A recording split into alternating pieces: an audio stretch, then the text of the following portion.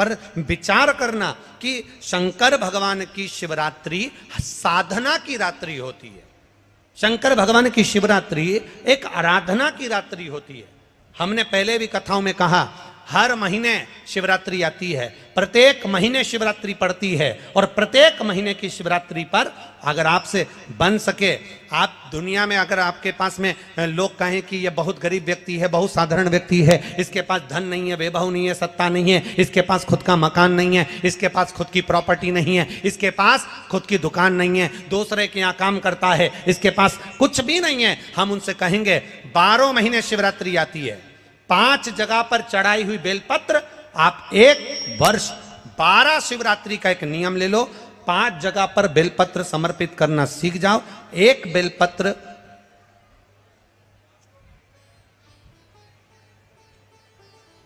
ये शिवलिंग, ये जलाधारी, बहुत ध्यान से देखना, ये चरण जहां से जल नीचे गिरता है, गणेश जी का स्थान, कार्तिकेय जी का स्थान, यह हस्तकमल माता पार्वती जी का हाथ हस्तकमल, शिवलिंग भगवान शंकर का स्थान। ऊपर से जो एक एक बूंद जल शिवलिंग के ऊपर गिर रहा है, शंकर भगवान की 5 बेटियां जया, विषहरा, शामरीबारी, दौतली, देव।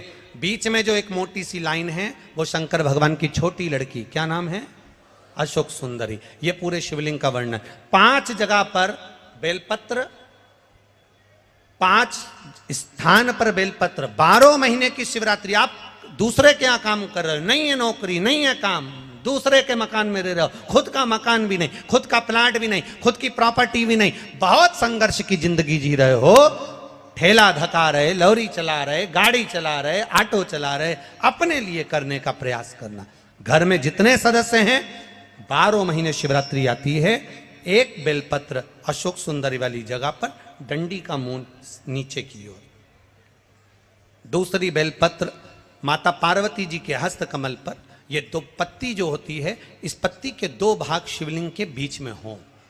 तीसरी बेलपत्र भगवान शंकर के शिवलिंग पर, डंडी का भाग आपके विपरीत दिशा में हो, विपरीत दिशा में।